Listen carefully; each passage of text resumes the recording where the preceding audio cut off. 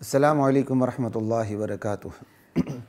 بسم اللہ الرحمن الرحیم والصلاة والسلام علی رسولہ الکریم وعلی آلہ وصحبہ اجمعین، اما بعد۔ خواتین و حضرات، پیمانہ زندگی کے ساتھ خلیق الرحمن آپ سے مخاطب ہے۔ آج کا عنوان ہے کہ آیات عذاب کے بعد سب سے زیادہ خوفزدہ کرنے والی آیت کون سی ہے؟ قرآن کریم میں آیات رحمت کی آیات بھی ہیں اور وعید کی، عذاب کی آیات بھی ہیں۔ عذاب کی آیات بندہ پڑھتا ہے، خوفزدہ ہوتا ہے اور جہنم سے بچنے کی کوشش کرتا ہے، اور جنت کی آیات پڑھتا ہے تو جنت کی طرف لپکنے کی کوشش کرتا ہے اور اسی کے مطابق اعمال کرنے کی بھی کوشش کرتا ہے۔ فطرت سلیمہ یہی کام کرتی ہے۔ آج یا کل مجھے خیال آیا کہ ایک ایسی آیت بھی بات کرنی چاہیے جس کا تعلق عذاب سے تو نہیں ہے، لیکن پڑھ کے بندہ خوف زدہ ہو جاتا ہے۔ وہ میں آیت آپ کے سامنے پڑھ دیتا ہوں، اور چونکہ اس آیت کا تعلق ہمارے ماحول سے، ہمارے معاشرے سے بہت زیادہ ہے، کم و بیش ہر بندہ اس میں ملوث ہے، تو اس حوالے سے اس پر بات کرنی میں نے ضروری سمجھی۔ قرآن کریم کی آیت سورۃ الاعراف آیت نمبر 21 ہے، وَقَاسَمَهُمَا إِنِّي لَكُمَا لَمِنَ النَّاصِحِينَ۔ شیطان نے حضرت آدم اور حضرت حوا علیہم السلام کے سامنے قسمیں کھائیں کہ میں تمہارا بہت بڑا خیر خواہ ہوں، انی لکما لمن الناصحین۔ اسی طرح سورہ یوسف میں آیت نمبر 11 ہے، برادران یوسف علیہ السلام اپنے ابا جان حضرت یعقوب علیہ السلام سے کہتے ہیں، قالوا یا ابانا ما لک لا تأمنا علی یوسف۔ ابا جان کیا بات ہے، آپ یوسف کے بارے میں ہم پر اعتبار نہیں کرتے، جبکہ وَإِنَّا لَهُ لَنَاصِحُونَ، ہم تو اس کے بہت خیر خواہ ہیں۔ اسی سے ملتی جلتی ایک اور آیت ہے سورہ بقرہ کے اندر، وہ بھی آیت نمبر 11 ہے، جب منافقین کو کہا جاتا تھا لا تفسدوا فی الارض وَإِذَا قِيلَ لَهُمْ لَا تُفْسِدُوا فِي الْأَرْضِ، ارے زمین میں فساد مت مچاؤ اپنی منافقت کے ذریعے، تو وہ جواباً کہتے تھے انما نحن مصلحون، تم کہتے ہو ہم فساد نہ مچائیں، اصلاح کرنے والے ہی ہم ہیں، یعنی بالفاظ دیگر تم فساد مچا رہے ہو، اصلاح کا کام تو صرف ہم کر رہے ہیں، انما نحن مصلحون۔ اس کا یہ ترجمہ بھی ہو سکتا ہے ہم صرف مصلح ہیں، ہم فساد نہیں کرتے، اور اس کا یہ ترجمہ بھی ہے کہ یہ حصر کی بحث ہے، اس پہ میں زیادہ نہیں پڑھتا، کہ اصلاح کرنے والے ہم ہی ہیں، تم نہیں ہو، اہل ایمان نہیں ہیں۔ یہاں صرف آپ کو یہ بتانا ہے کہ بندے نے کسی کے خلاف سازش کرنی ہو، خفیہ طور پہ یا علانیہ طور پر بھی، تو بہت بڑی تعداد کی نفسیات یہ ہوتی کہ وہ سازش سے پہلے خیر خواہی کے لبادے میں سامنے آتے ہیں، یعنی خیر خواہی کے عنوان سے وہ سازش کرتے ہیں۔ انہوں نے سازش کرنی ہوتی ہے تو پہلے اپنے آپ کو مخلص ثابت کرتے ہیں، خیر خواہ ثابت کرتے ہیں، اور پھر اس خیر خواہی کے لبادے میں وار کرتے ہیں۔ میرے نزدیک آیات عذاب کے بعد یہ آیت سب سے زیادہ ڈرانے والی اور خوفزدہ کرنے والی آیت ہے، کہ بندہ سازش بھی کرتا ہے اور خیر خواہ کا خیر خواہ بھی رہتا ہے، بنا رہتا ہے لوگوں کے سامنے۔ میں نے آپ کے سامنے 2-3 آیات پڑھی، 2 آیات تو واضح ہیں، تیسری آیت بھی اس کے ساتھ ملتی جلتی ہے۔ شیطان نے جب آدم علیہ السلام اور حوا علیہ السلام کے خلاف سازش کرنا چاہی، اللہ کے قرب سے ان کو ہٹانا چاہا اور خاص درخت کے پھل کھانے پر آمادہ کرنا چاہا، تو شیطان نے قسم کھا کے پہلے اپنے بارے میں خیر خواہی کا یقین دلایا کہ میں تمہارا خیر خواہ ہوں، میں تمہارا دشمن نہیں ہوں، اور خیر خواہی کا اس قدر یقین دلا دیا کہ آدم علیہ السلام پھر بھول گئے کہ اللہ تعالیٰ نے ان سے کوئی بات بھی کی تھی اس حوالے سے کہ تم نے اس پھل کے قریب نہیں جانا، لا تقربا هذه الشجرة فتكونا من الظالمین، اور وہ پھر اس شیطان کی سازش کا شکار ہو گیا۔ یوسف علیہ السلام کے بارے میں دیکھ لیں کہ برادران یوسف جو یوسف علیہ السلام کے بھائی ہیں سازش کرتے ہیں کہ قتل کر دیں۔ ایک بھائی کہتا ہے قتل نہ کریں، کہیں چھوڑ کے آتے ہیں، مقصد تو یہ ہے کہ باپ کا ہم قرب حاصل کریں، اس کو باپ سے دور کر دیں، تو یہ قتل کے بغیر بھی حاصل ہو سکتا ہے۔ سازش تیار کر کے اپنے باپ کے پاس جاتے ہیں اور کہتے کیا ہیں، یا ابانا، اے ہمارے ابا جان، کتنا پیار ہے، دیکھیں کتنا پیار بھرا اسلوب ہے، لا تأمنا علی یوسف، ہمارے بھائی یوسف کے بارے میں آپ ہم پہ اعتبار کیوں نہیں کرتے، آپ ہم پہ اعتبار ہی نہیں کرتے۔ وَإِنَّا لَهُ لَنَاصِحُونَ، جبکہ ہم اس کے خیر خواہ ہیں۔ انہوں نے اپنی خیر خواہی کا یقین وقت کے نبی کو اتنا دلا دیا کہ وقت کے نبی آمادہ ہو گئے، انہیں سچا جانا اور اپنے بچے کو ان کے حوالے کر دیا، اور وہ لے کے چلے گئے۔ بعد کا سارا قصہ آپ لوگ بخوبی جانتے ہیں کہ کس طرح پھر باپ بیٹے کی جدائی میں کڑتے رہے، اور آخر جا کے اللہ کی طرف سے پھر یہ آزمائش ختم ہو گئی۔ اللہ اکبر۔ یہاں بتانے کا تعلق، بات کرنے کا مطلب اتنا ہی ہے کہ جو خیرخواہی کا جو یہ وار ہے نا، یہ اجنبیوں کی طرف سے بھی ہوتا ہے اور غیر اجنبیوں یعنی رشتہ داروں کی طرف سے بھی ہوتا ہے۔ اجنبیوں کی طرف سے ہوتا ہے یعنی ہوتے تو اجنبی ہیں لیکن آپس میں تعلق ہوتا ہے، کوئی بلڈ ریلیشن نہیں ہوتا۔ جیسے شیطان نے آدم علیہ السلام اور حوا علیہ السلام کو اپنی خیرخواہی کا یقین دلا دیا۔ شیطان تو کان من الجن، وہ تو جنات میں سے تھا، اب اس کی کوئی رشتہ داری تو نہیں تھی آدم علیہ السلام حوا علیہ السلام سے، لیکن ایک تعلق تھا، اس تعلق کی بنیاد پر اس نے خیرخواہی کا یقین دلا دیا، اور اس قدر یقین دلا دیا کہ آدم علیہ السلام اور حوا علیہ السلام اس کے سازش کے شکار ہو گئے۔ اور دوسری طرف آپ دیکھیں کہ بھائی ہیں، باپ شریک بھائی ہیں، ماں اور ہے، بھائیوں نے اپنے باپ شریک بھائی کے بارے میں ابا جان کو اتنا یقین دلا دیا کہ یعقوب علیہ السلام ان کی خیرخواہی پر یقین کر بیٹھے اور بیٹے کو ان کے حوالے کر دیا، اور پھر ایک طویل آزمائش سے دوچار ہو گئے۔ اور اسی طرح دیکھیے آدم علیہ السلام کس طرح آزمائش سے دوچار ہوئے، اللہ تعالیٰ نے پھر ان کی توبہ قبول کی، پھر انہیں زمین میں بیچ دیا۔ تو یہاں بات کرنے کا اتنا ہی مطلب ہے کہ شیطان تو موجود ہے لیکن برادران یوسف تو چلے گئے۔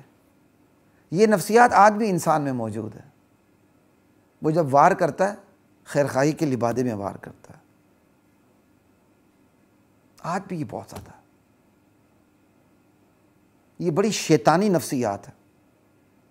اس سے ہمیں سبق ملتا ہے کہ ہم رشتوں کے تناظر میں یا اجنبیوں کے اجنبی تعلق کے تناظر میں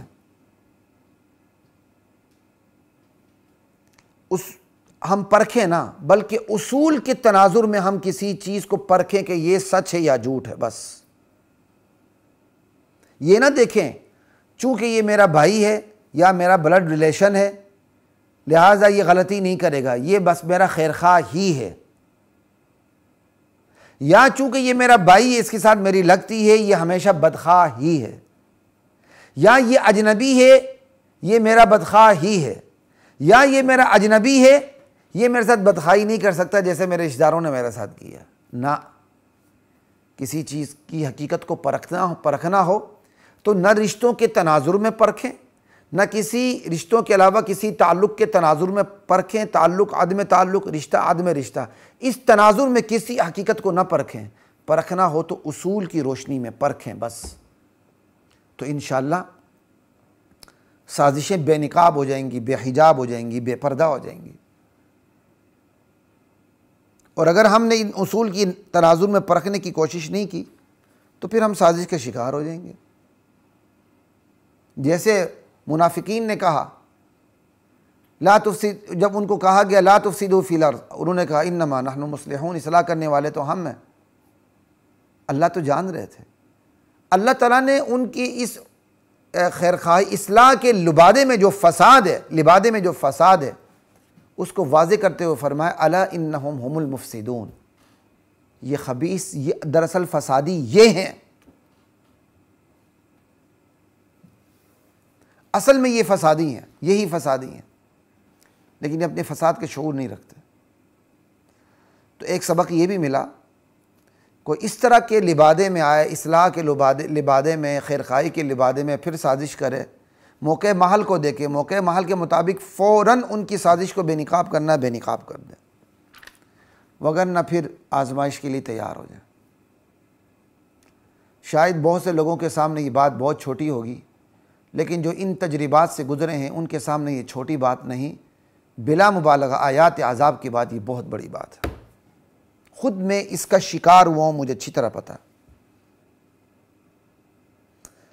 کہ اس محدود سی زندگی میں جب غور کرتا ہوں، ہر آدمی کی حق میں بھی باتیں ہوتی ہیں، اس کے خلاف سازشیں بھی ہوتی ہیں۔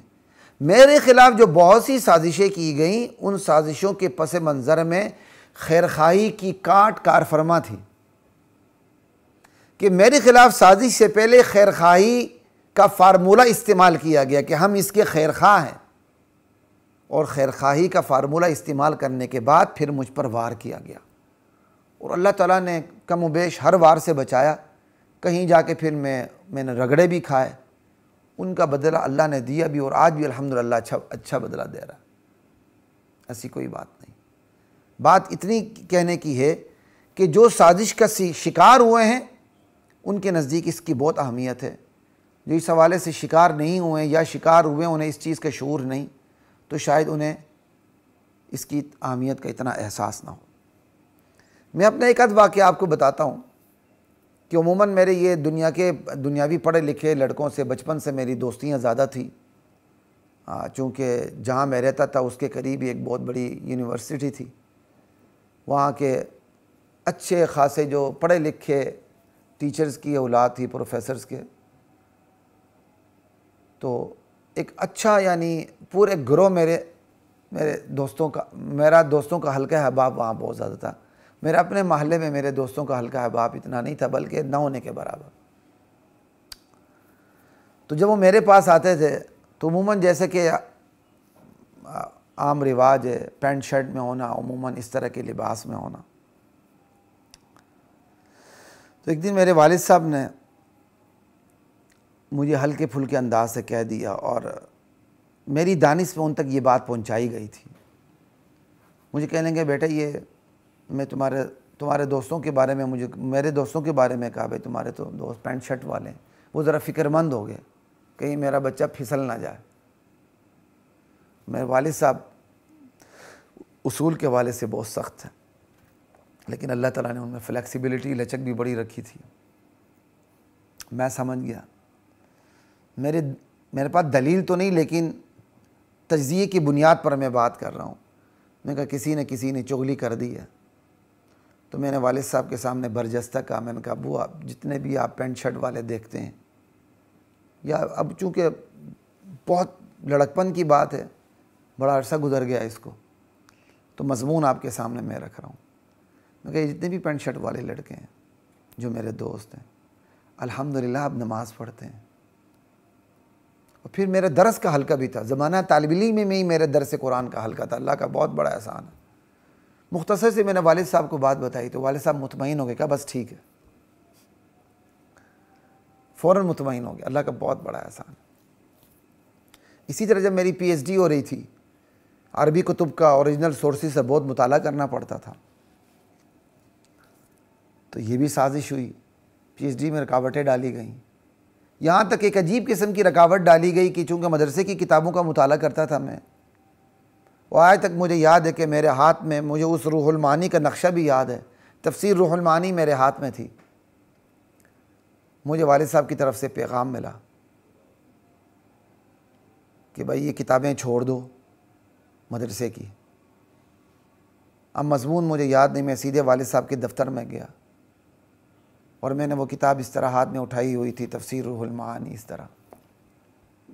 میں کہا جی میں کوئی گناہ کا کام تو نہیں کر رہا، اور میں چیخ پڑا، شاید رویا بھی، مجھے یاد نہیں ہے۔ میں کہا ابو جان میں یہ مدرسے کی کتابوں سے کیا کر رہا ہوں، پڑھ ہی رہا ہوں نا۔ یہ کتابیں پڑھنے کے لیے نا.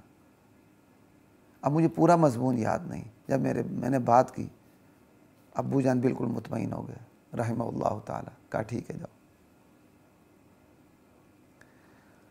اکثر اوقات میں نے دیکھا کہ جو میرے خلاف سازشیں ہوئیں اس میں خیرخواہی کی کاٹ پہلے استعمال ہوئی. نہیں ہم تو خلیق کے خیر خواہ ہیں, میں تو خلیق کا خیر خواہ ہوں, میں تو اس کی بدخواہی چاہ ہی نہیں سکتا, اس کے بعد مجھ پر وار کرنا. اور یہ خیرخواہی کی کاٹ ضروری نہیں کہ کوئی آپ کا رشتہ دار ہی کرے, اجنبی بھی کرتا ہے. جیسے میں نے ابھی آپ کو بتایا شیطان کا آدم علیہ السلام سے کوئی رشتہ تو نہیں تھا لیکن تعلق تھا. خیرخواہی کے لبادے میں اسے آدم علیہ السلام پہ وار کیا. یوسف علیہ السلام کا اپنے بھائیوں کے ساتھ تعلق تھا, بھائیوں نے حسد میں آ کے خیرخواہی کے لبادے میں وار کیا. لیکن بھائی موسیٰ علیہ السلام کا بھائی ہارون کی طرح بھی ہوتا ہے, ہارون علیہ السلام کا بھائی موسیٰ کی طرح بھی ہوتا ہے. یہ زیادہ بہتر مثال ہے علیہ السلام. ایک بھائی نے کسی دوسرے بھائی پر اتنا بڑا احسان نہیں کیا کائنات میں جو احسان موسیٰ علیہ السلام نے بھائی ہونے کے ناطے ہارون علیہ السلام پہ کیا ہے. اللہ تعالیٰ سے اپنے بھائی کے لیے نبوت دلا دی. اس سے بڑی کوئی نیکی کر سکتا؟ تو آج کی اس نشست میں صرف اتنی سی بات آپ کے سامنے رکھنی ہے. خدا کے لیے اپنے معاشرے میں آنکھیں کھول کے جئیں. خیرخواہی کے لبادے میں آپ آ کر آپ کو کیا کہتے ہیں سازش کا شکار کیا جا سکتا ہے آپ کو. اسی طرح کوئی باپ ہے تو اس کے لیے بھی میرا یہی پیغام ہے کہ خیرخواہی کے لبادے میں آ کر آپ کو اپنے اولاد کے بارے میں بھی بزن کیا جا سکتا ہے, بیٹی بیٹے کے بارے میں بھی بزن کیا جا سکتا ہے. اب یہ جو بیچارے انشاءاللہ اگر ہمارا موقع ملا تو ہم اس پر بھی پروگرام کریں گے. یونان میں جہاز ڈوبا, اس میں سینکڑوں پاکستانی بیچارے لاپتہ ہو گئے, شہید ہو گئے. جو اہل ایمان تھے اللہ تعالیٰ ان کو جنت میں جنت الفردوس میں اعلیٰ مقام نصیب فرمائے. وہ بیچارے کس میں گئے؟ خیرخواہی کے لبادے میں گئے نا. لے جانے والوں نے ان کو خواب دکھائے, خیرخواہی کے لبادے میں آئے اور پھر یہ حشر نشر ہو گیا. اگرچہ اس میں غلطی ریاست کی بھی ہے, گھر والوں کی بھی ہے, معاشرے کی بھی ہے, خود جانے والوں کی بھی ہے. انشاءاللہ اللہ تعالیٰ نے چاہا تو ہم اس پر بھی بات کریں گے. تو آج کی نشست کا اسی پر اختتام کرتے ہیں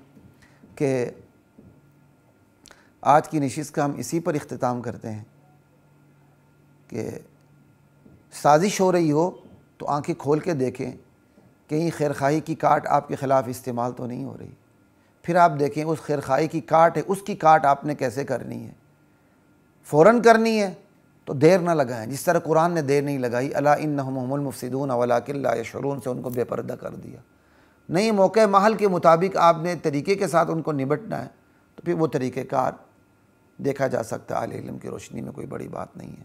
اجازت دیجیے. السلام علیکم ورحمۃ اللہ وبرکاتہ. وَلَقَدْ أَنزَلْنَا